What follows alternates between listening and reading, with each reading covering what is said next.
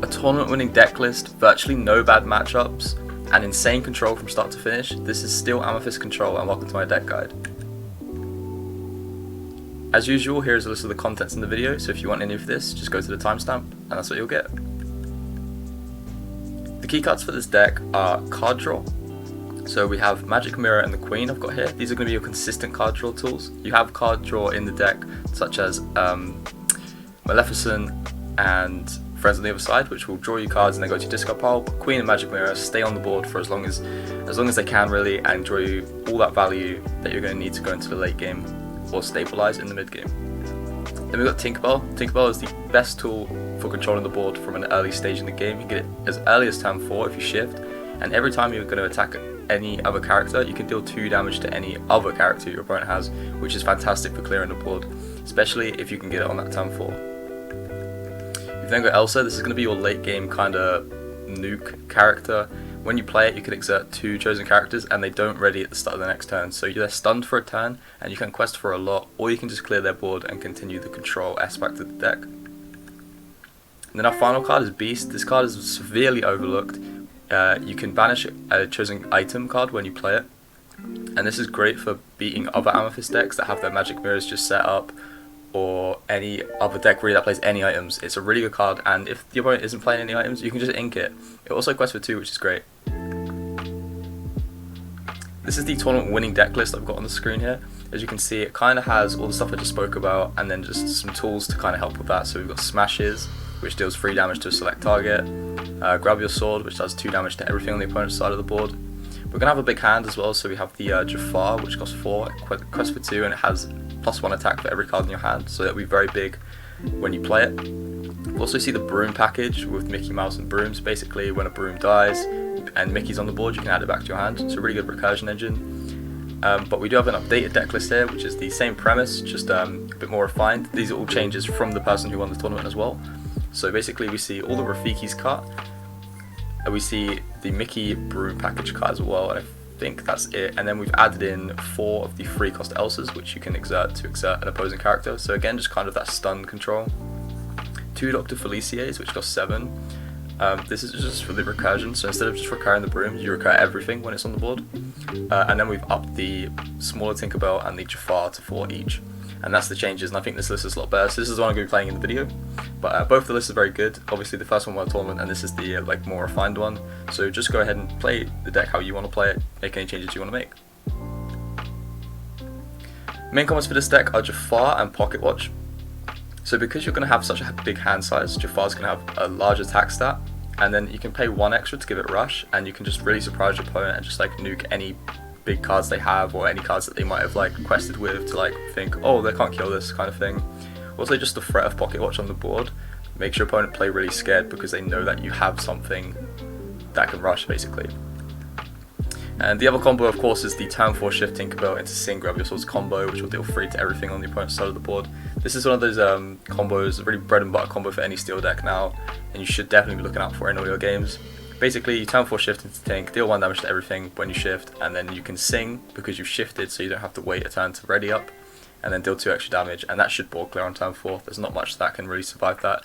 There's no really strong boards after that. You kind of have board control from that point forward. For the Mulligan, I've got the smaller Tink. If you have the smaller Tink, you'd want to look for the bigger Tink as well. And then I've got Friends on the Other Side for just card draw to keep your start kind of fresh, keep it going. And then I've got just a 1-drop Captain Hook, just because having a 1-drop is quite good. And especially a Captain Hook, it's essentially a 3-2 stat line, so you've got that big stats, big threat, straight from turn 1. This is one of those decks that definitely is really easier to play the Mulligan for if you are in a best of 3 or you know what the opponent's playing against. So for example, against aggro, you would want to keep Grab Your Sword, or just Smashes and just board clear basically. And then against control, you want to keep Beast and the Queen, because you can destroy their items and you can get your card draw set up a lot quicker. So this is just a very bare bones Mulligan. If you know what you're playing against, kind of think a bit about what they want to do, and then you have the tools in the deck to stop it, so just go for that stuff. So really good matchup spread. I've got Emerald in favourable. Basically, your Tinkerbell should be able to control the board well enough to not let Emerald get ahead. And yeah, that's basically it. And then against Amethyst, they want to be setting up magic mirrors and queens. As long as you can kill the queen and get rid of the magic mirrors with Beast, they have no card draw, and they're kind of like, that's their whole engine gone basically. That's Amethyst just completely removed. So I think this is a really good matchup there. And then in even, I've got Steel. You kind of just want to, I'll say the same for Steel and Amber, you kind of just want to play for the mid-game board control. If you lose mid-game board control, then you'll probably lose the game, but if you have it, then you'll probably win the game. Same kind of thing for Amber and Steel. I see them kind of both as like mid-rangey kind of inks. And then I've got Ruby and Even. They can be annoying because they do have tools like Be Prepared, but as long as you can outpace it and play quite fast, because you can still have the tools to play fast even though you're a control deck, then you should be fine. A lot of Ruby Amethyst decks, a lot of Ruby decks are playing Ruby Amethyst right now, so as long as you stick to the game plan of just using Beast on their magic mirrors and then just removing the queen whenever they play it, you should be fine. And then Sapphire is even as well, you know, they kind of just want to ramp, kind of high rolly. If they do ramp, then they're going to ramp, and if they don't, then you're just going to win. I think Ruby Amethyst is probably the worst matchup for this deck, but even that's like totally doable. So that's it for the deck breakdown. We're going to jump into 3 games here and see if we can do pretty good with the deck. Other than that, thank you so much for watching. If you want to see a deck, then leave a comment. There'll be lots more content coming, lots more different content, so be tuned for that, and I'll see you in the games. Okay, so we're going into game 1 here. We've got the turn 4 Tink by the looks of it, so I think I might go ahead and get rid of this. I'm going to keep the queen so we can kind of play from turn 3 onwards. If we find anything else, that'd be good. So we do have a turn 1 hook, which I like. So we're going to go ahead and ink a... I want to ink the Pocket Watch or the Jafar. I think we'll ink Jafar because we know what we're doing on turn 4 and 5, and maybe Jafar after that. We kind of want it a bit later on. We don't want to play it on the turn. And then getting the hook down just for the pressure would be quite good. I don't think we want to quest with it, especially if we're playing it's kind of aggro deck. Just off of that, I could be wrong, but we definitely want to save it to trade. We don't want to quest to just lose it. We top deck a Magic Mirror, which is really good, so I can definitely get rid of the Pocket Watch to play the mirror. It's just good to have that set up. You just want to kind of leave it there, and then later on it will do its magic. Paying 4 to draw a card doesn't sound good, but it really is, and it shows in a lot of mirror matches. When you go over 10 ink, you can just kind of like draw cards for free, especially with Queen. It's really good. It's going to get bounced back, which is fine. Opponent didn't quest, which is fine as well. So we can ink one of the queens, I think. They were playing Emerald Amethyst, so we're definitely not going to have enough time to set up 2. So we can definitely get Tink in play. And we could definitely want to hold the smash as well. So turn 4 we can go Tink, and then we have the smash. Although it's second turn, opponents only played 1 card, so we're looking quite good. There's a second befuddle, so good thing we didn't replay the mirror. Maleficent's still on the card, so we're looking kind of good. We definitely are ahead, and then we do have to grab your sword as well, which we can do. I'm definitely just gonna ink this queen, although it is our only card draw. I kind of want to save this Tink shift for like a bigger board wipe, I think, because we don't want to do it now because we're only killing 2 units, but we could if we wanted to. I think I'm just gonna ink queen and then shift into the Tink, and then we could see grab your sword, but I'll pass on that. Just having the big Tink in play is enough pressure to, I think, win us this game from this moment on. And that's just the power of Tinkerbell. It's just a really solid card. It just has that mid-game board control that I keep mentioning. You can also play around a lot of Emerald annoying cards that say, like, when this card is banished, you can banish the person that killed it. But if you banish them with the ping from Tinkerbell, then it doesn't do anything, which is good, because you've not challenged it. So they've sung, and then I think they're just going to bounce this Tinkerbell back, which honestly is fine for me, because we can just do the one ping again, which will clear both of these. We'll clear all of that actually. So that's totally fine. I might even grab your sword now. Yeah, so I'll ink one of these Tinks, and then I might just play grab your sword. I don't want him to quest for 4, it's quite a lot. So I'll do that, and then there's not really a punishment for questing. If they play Rafiki, which I don't think they will, then they do. And then next time we can just we can ink this Tink and just play the big one, and that's fine for me. We have got rid of all our card draw, but I think it's fine. We've kind of sacrificed the card draw for a more like stable start. It's 10-5 against the aggro deck and they're only on 1, so that's pretty good. So there's Cusco. So we definitely do want to get this Tink.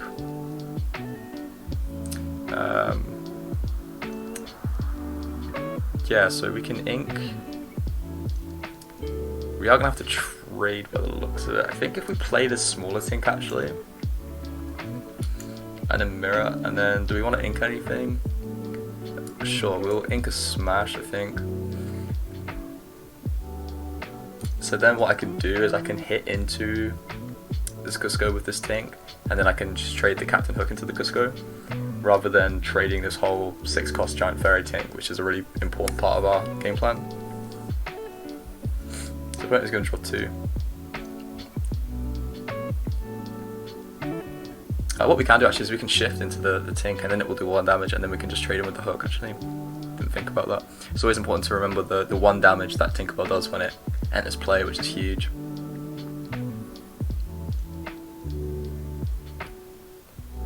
And that's the power of the 1-drop Hook as well. Having like essentially free attack on a 1 cost is really powerful. Even if you just leave it on the board, it's just the pressure that's there. We might stop the opponent from questing a couple times, or if they do, they get punished for it, like this time, which I assume is going to be fine.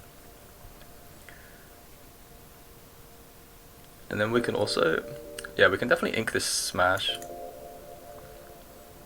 And then we can shift into this Tink for sure, and then we can just hit into it with the Hook. Trade those, that's great for me. And then we can quest. And then as long as this mirror stays on the board actually, we can just start drawing cards next turn, which is fine. Like I say, we sacrificed our queens for just that mid-game board control, which I keep saying mid-game board control, but it is just so important with this deck. It's kind of like the make or break factor, and that's what Tink is just the best at. So there's another Cusco. So hopefully we can find, oh yeah, another Tink totally works. I'm thinking if I want to draw a card instead. I think I will. Let me find Felicia. Sure, and then I'll quest.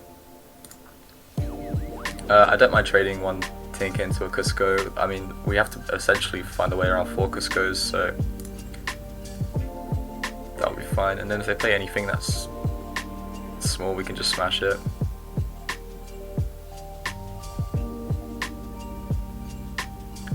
Yeah, I think that should be fine. That's the really annoying thing about Cusco.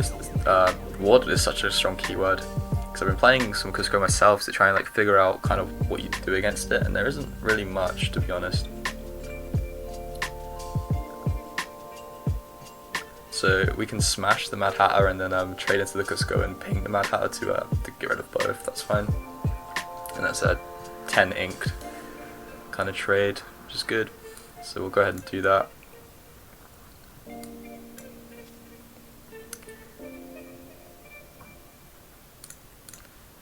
That's good. And then, like I say, we didn't challenge the Mad Hatter at all, so he doesn't get any card draw. And we're back to a completely empty board.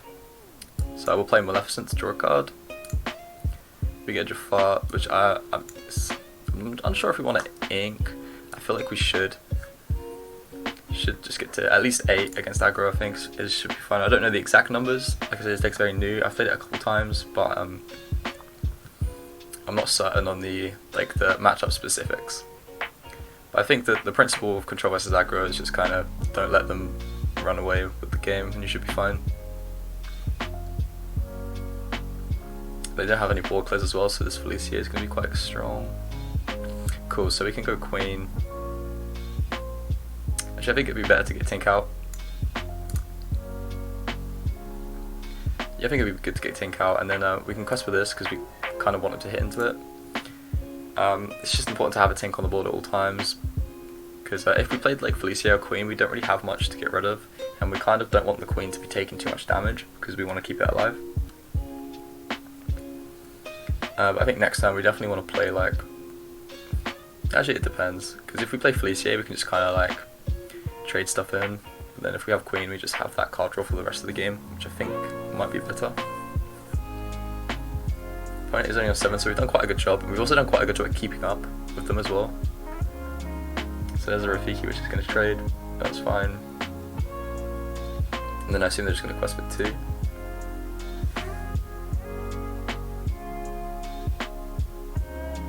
And then I think it might be better to play the Felicia actually, just because of the way the damage kind of stacks up. If they quest with both of these and we hit Tinkerbell into Maleficent, then this Rafiki can trade into it. Okay, so Genie's going to bounce Tink back. But only has 1 card in hand, so this is kind of like our final play. We do have the Elsa, which is could work. I think I'll just play the Tink for now, and then that will clear a lot of stuff on the opponent's side of the board. And then next turn I can kind of just like stun lock it with Elsa.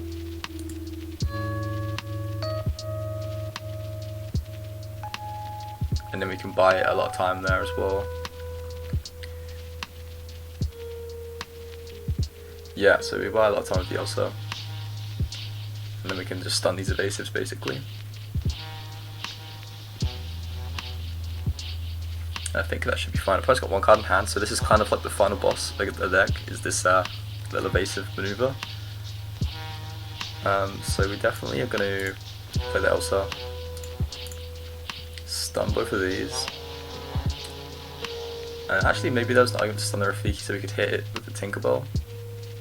But that should be fine. I'm debating if I want to play the Prince Eric, but we'll have to hit Queen, so maybe we just keep it honestly, and then we quest with this Tink. And then if they want to hit into it, they're more than welcome to.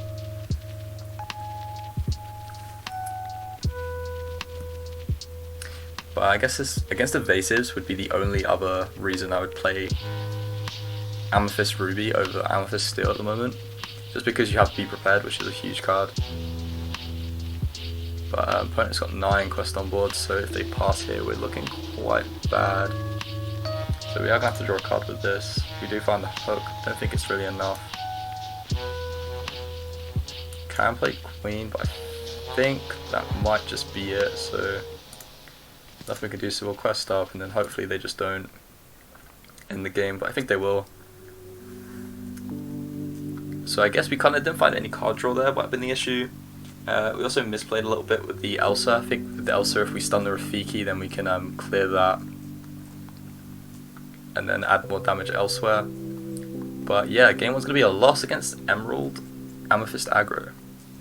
Let's go to game 2. Okay, so game 2 going first this time. We do find 1 Great Boot of Swords. So I think maybe keeping this is fine. It's okay. We have the card draw for the Maleficent, which is why I kept this one. I think we can ink 1 of the Tinkerbells. And then turn 3 we can play Maleficent, turn 4 we can play a Tinkerbell, turn 5 we can play Queen, turn 6 we can play Queen. It's kind of the plan at the moment.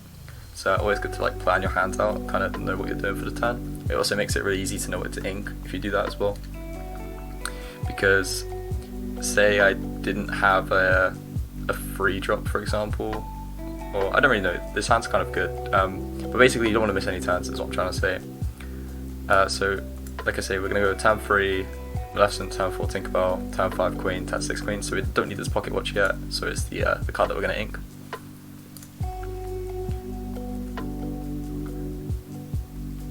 Both of us having no 1-drop, which is fine for us, I think.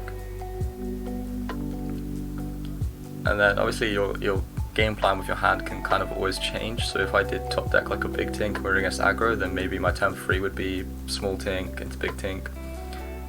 We are against Ruby Steel. Do find an Elsa, which is really good because we can exert a lot of stuff. So I feel like we can go ahead and ink this small Tink now. I feel like the Elsa on turn 4 might be better because we haven't found the big Tink, so it's like whatever. Draw another uninkable magic mirror there. See a lot of kind of debates about what's too many uninkables and what's like not enough inkables and stuff like that. And I feel like if you have Amethyst card draw, then having like a load of unlinkables is kind of fine. So I'm gonna ink this Jafar, and then I'm gonna play this Elsa. And then do I want to quest? No, I won't quest. The Elsa's really good. If you can exert an opposing character, then you can just choose what you want to trade into. It doesn't keep them exerted into the next turn, but it's good just to have that, like, kind of, if they're saving like a big turn, you can kind of stop it and slow it down. So we're definitely going to go play Queen next turn. We could even play Grab Your Sword. But obviously it's not worth using Grab Your Sword on just this one Aladdin, which they are going to quest with, and then ready it, which is fine.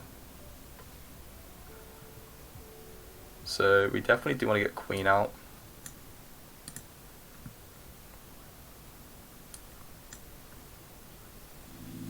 And then I am gonna, yeah, I'll trade my Maleficent into this Aladdin just to kind of slow him down. And that's fine. We don't want to quest for too much because 20's not that big of a number really. Like when you have cards that can quest for free, then suddenly 20 is a very small number. Like you can get there very quick. So there's a Dragonfire on our Queen, which is totally fine. We have another one. Well, we have another two really. So we'll just go ahead and play one. We won't ink this turn. We'll pass. We know they're playing Steel, so we don't want to play into like a big Tink and then this hits into it and trades it. So there's the Beast I was talking about.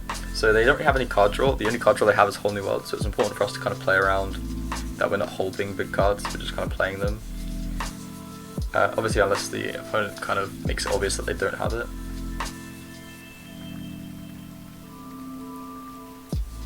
Cool, so there's a big Tink. So what I can do is I can ink this Queen, and then I'll play this Tink.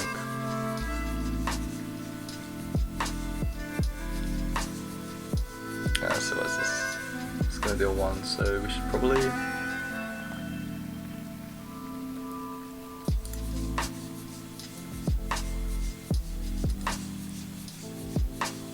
So we could just pass here, and then they just accept that they're going to quest for a fair amount. Which I think I will do. I'll let them get to 6, mainly because Tink can just kill both of them in one go.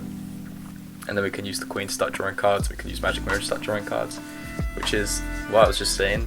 You have no unequals, you have loads of unequals, sorry, but because you have so much card draw, you can just find more equals, it's totally fine. Cool, so there's their own Tink. And then, cool, so we can go ahead and thinking we can hit this Tink into this. Yeah, and then we can clear the Hans as well.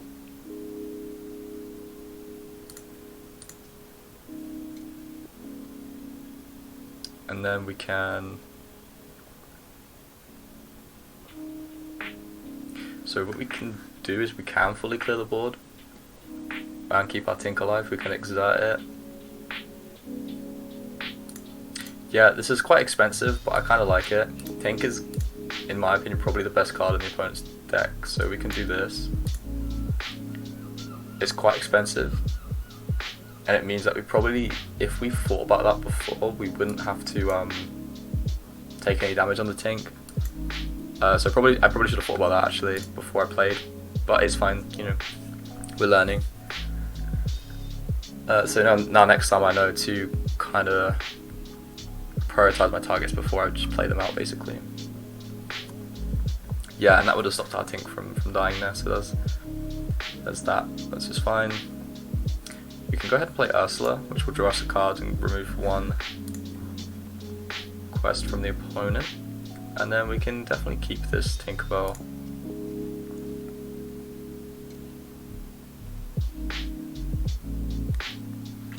So we're kind of looking good. The opponent's only got 3 cards in hand, and then if they do play Whole New World, they give us 7 new cards as well. Cool, so there's their own Tink again.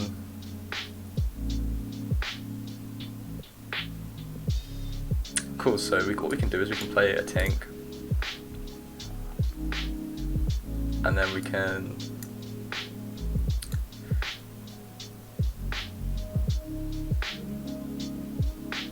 Sure, I don't mind just trading these into each other. And then I can just pass. That's totally fine with me, and then it doesn't give the Tinkerbell any options to like spread damage about because we've not got anything that's exerted. So we're almost there. We can draw with Magic Mirror next turn. We saw that they do play Beasts. Okay, cool, so we can draw a card with Maleficent. There's an Elsa, which is really good, and then we can use Magic Mirror to draw another card. And then we can go ahead and ink this Beast. I don't think they're going to be playing many items. And then again, we can just pass. And then next time we can play Elsa, stun this Tink and whatever else they play, and then just clear the board. Yeah, cool. So we can totally do that.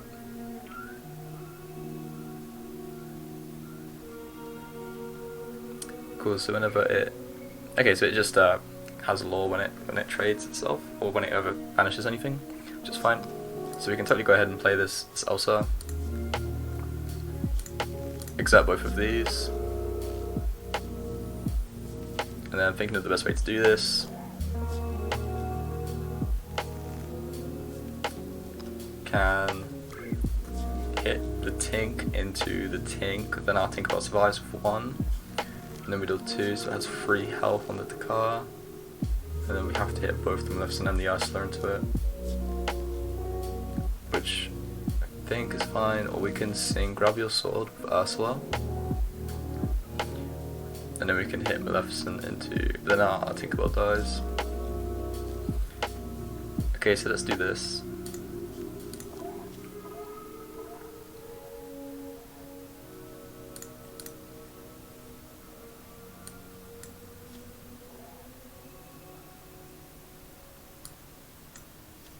That's fine. Our stuff's kind of damaged, and against steel that's not the best, but we do have a very clear board. And I don't think we need to ink anything really. I guess we could. I kind of want to play the Pocket Watch at some point, but I guess it doesn't matter because, yeah, we can get rid of the Pocket Watch now actually. And then yeah, so I'm feeling quite good, and then these cards that we have on the board, they all quest for a lot, so the Ursula and the Elsa both quest for free, so they can kind of, like once you get this kind of state in the board, you can kind of just blow the game up really. And then we can play Friends to draw some cards.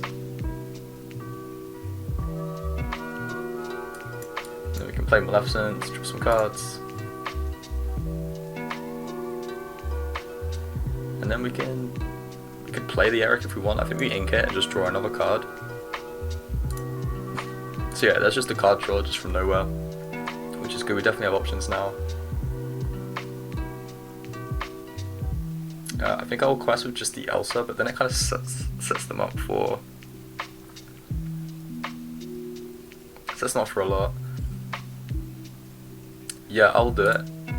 Sure, I'll quest for free, and then we'll leave it there. And then if they hit into it, they won't gain any lore, and we can just Tinkerbell to kill it.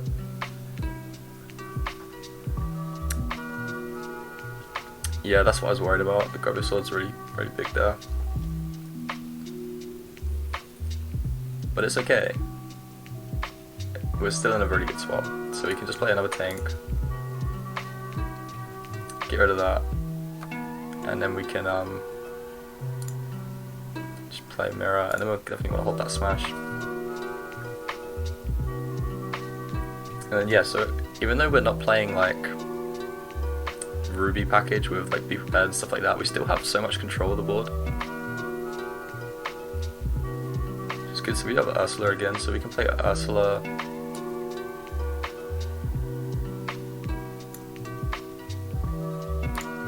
Card, and then we can probably smash this Aladdin, and then we can ink this Beast, I think. Yeah, and then we can just quest for 2. We kind of want to start questing now. Obviously they're still only at 6, but we just want to run ahead of the game, kind of make them make like unoptimal choices. So there's another Aladdin, so a lot of like lore being stolen back and forth, but it's all good.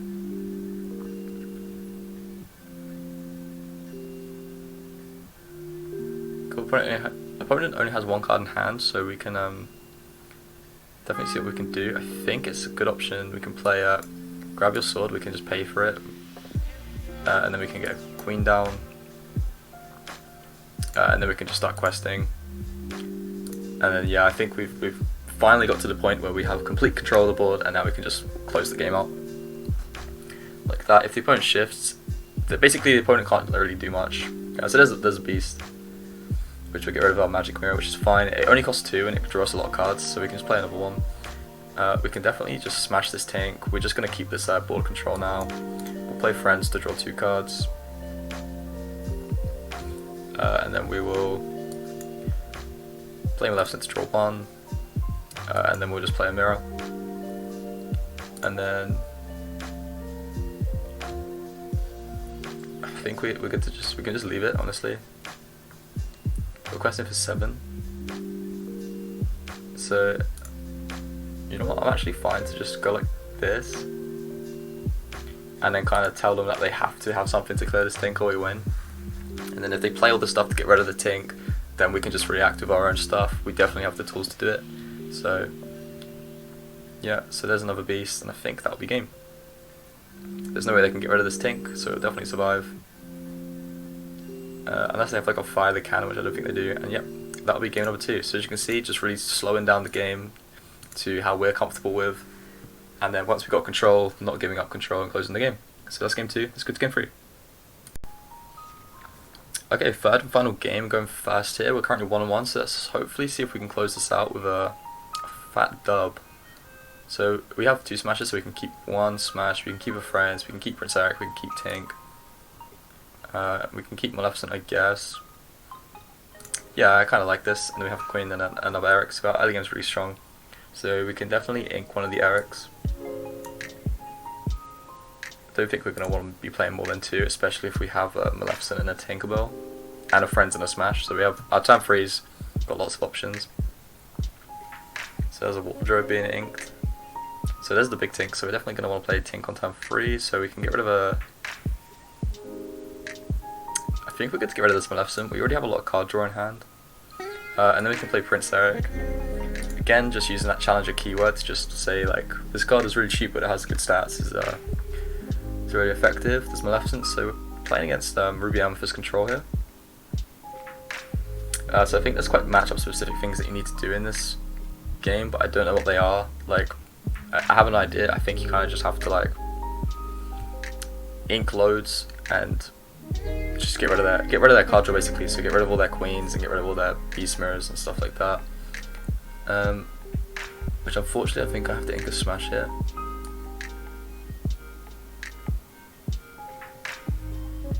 It's either a smash or a big tink.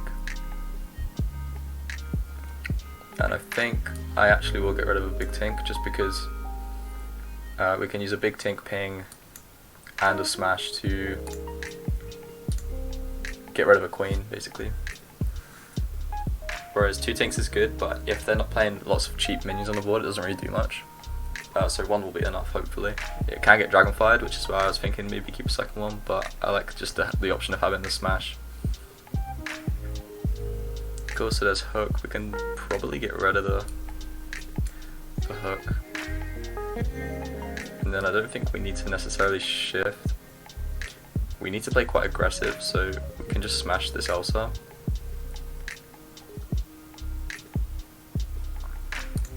And then quest everything. We don't want to play the big tink yet, because then we only give them 1 Dragonfire target, whereas if we play Queen first, and then they Dragonfire that, then we're safe to go into the tink, and we have the card draw with friends on the other side. Whereas if we just shifted to tink, then that's like, they only have 1 option of what to Dragonfire, so they'll just Dragonfire that.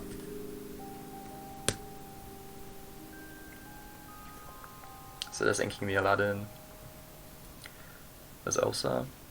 So we need to go quite fast here, so we can definitely...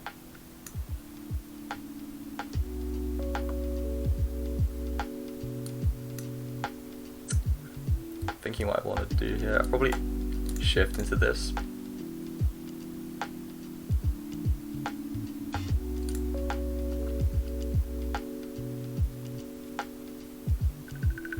And then yeah, I'll quest with the Eric. And then they can Dragonfire this turn. on the Tink, so I think I wasn't sure. I didn't ink anything last time because I kind of like both of these options.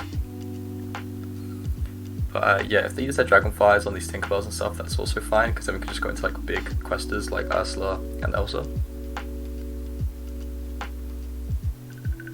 Like I say, we've also got card draw with friends, which we can sing. Cool, so we can definitely ink this pocket watch. Go into a queen, and now they have multiple targets to Dragonfire. And then I could hang with this, but I kind of want to keep the Tinkerbell healthy, so I'll quest for that, and then I'll challenge into the Elsa to get rid of it, and then our Prince Eric does still survive.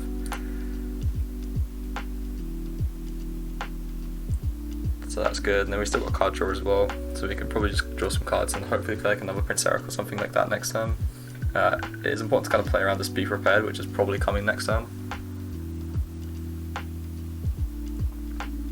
Our opponent does only have 4 cards in hand, but you kind of always have to assume that they have what they need.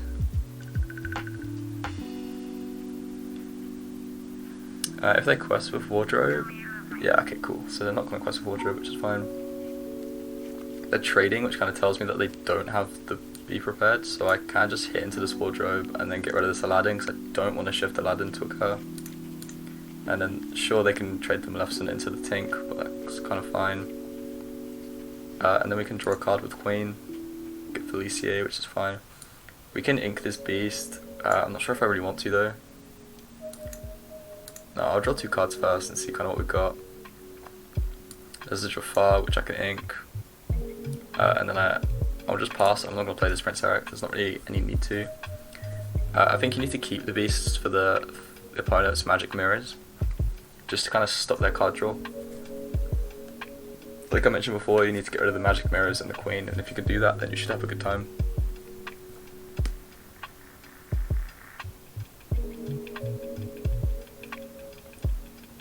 So there's the Aladdin I was speaking about. A shift Aladdin would have been really bad there for us, but just playing one outright is fine. Cool, so there's a smash. So what we can do is we can ink this Prince Eric. And then we can play Felicia.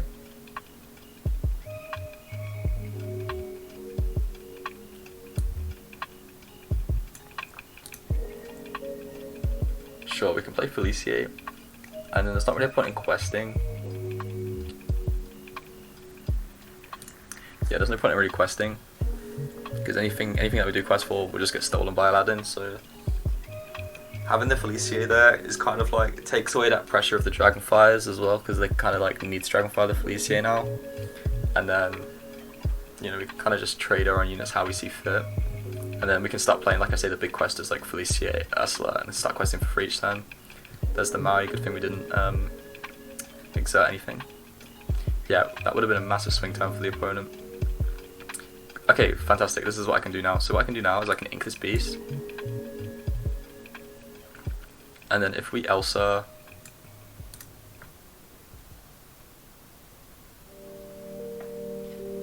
and then we can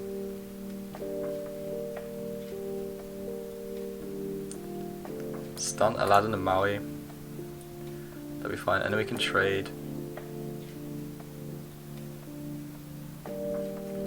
Trade Tinkerbell into Aladdin. Felicia add it back to hand. And then yeah, and then we can just hit the Queen into the Aladdin. It does bounce them back to hand, which is quite annoying, but it's fine, because at least we've not lost them for good. We can still play them next time. And then yeah, and then the Maui is exerted.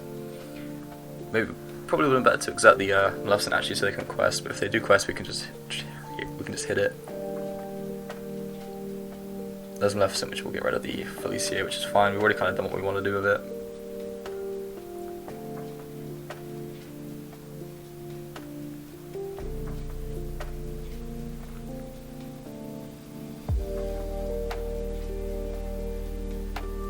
So there's that. So what I can do is I can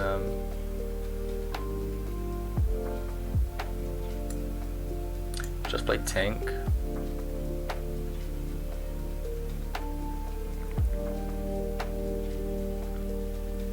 and then probably quest for free.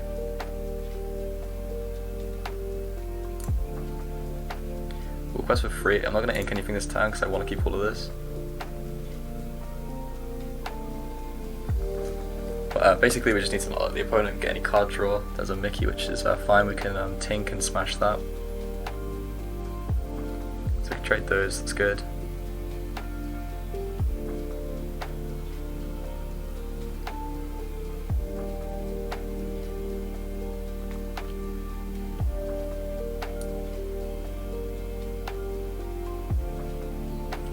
And then we can Ursula, or we can just take Maleficent and Mickey with us, which I think we will do. So we'll hit Maleficent, hit into the Mickey. It's letting us do it twice. I don't know why it did that. That was definitely a bug. So I'm just gonna pretend I played Smash. I'm gonna play with 5 ink, and I'm not gonna play with the Smash just for like integrity's sake. So then I'll play the Queen, and I'll pass.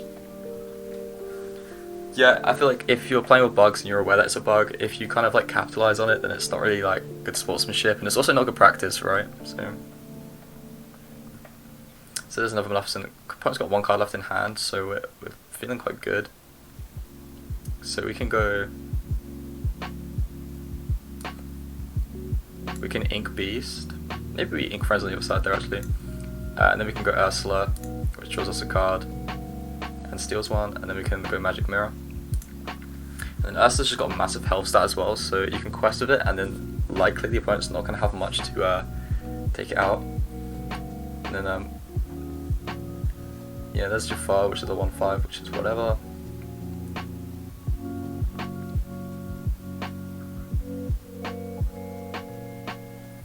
Pocket Watch, which is fine. So you can just go Queen, Maleficent. I think it's better to play Maleficent actually first, so you can see what you get. So I do get a smash, and then I'll quest for free.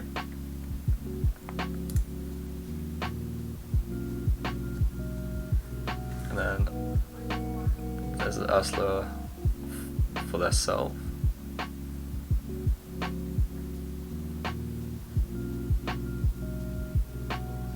So really coming down to the wire here. The Jafar's only a 1/5, so just not a threat really at all. And we do have our smash to get rid of this Maleficent.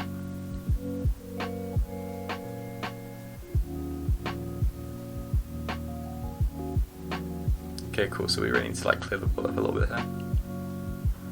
We do find Elsa as well, which is huge.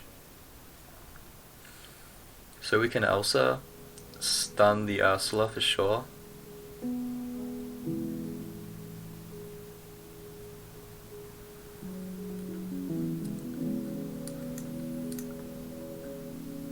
So we'll stun the Ursula, stun the Maleficent.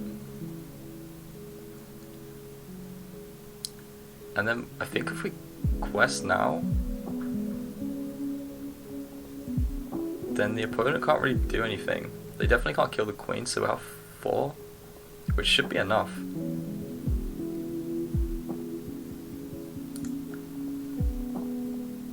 So 7 away.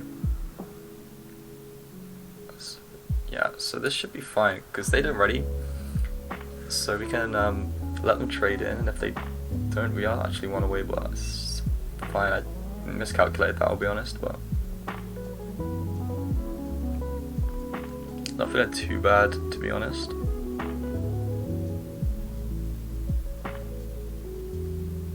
If they don't, yeah, so if they hit that, that's fine.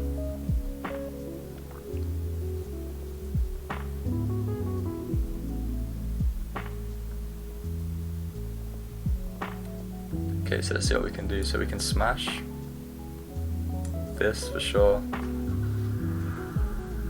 and then we can just draw 2.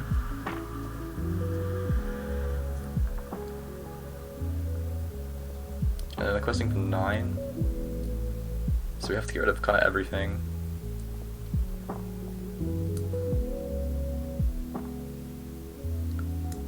So let's smash this. And then ink this Elsa.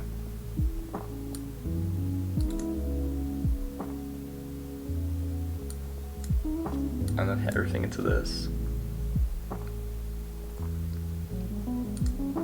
And then yeah, so I'll say that we've lost because I used the smash. So I wasn't thinking, but yeah. So I played the smash, which should be used. So we'll just say that we lost this game, but we'll play it out just for the sake of the video. This is a very interesting matchup, and it's definitely something that the creator of the deck has thought about a lot of how to play. And it's definitely one of those things that you have to learn. Fortunately, I don't know the matchup. Opponent plays Be Prepared actually, which. Okay, and then if their units do 1, and yeah, I guess we can Magic Mirror, find a card, nothing, and then we can Tink, and yes, we lose anyway. Very interesting matchup. I definitely misplayed a lot of points there. I'm not too good with the deck yet, but definitely give it a go and see if you can come up with anything. Other than that, that was the tournament winning deck of the first Lorcana tournament in action. If you did like this video, do all the like, comment, subscribe, all that good stuff. And I'll see you in the next one.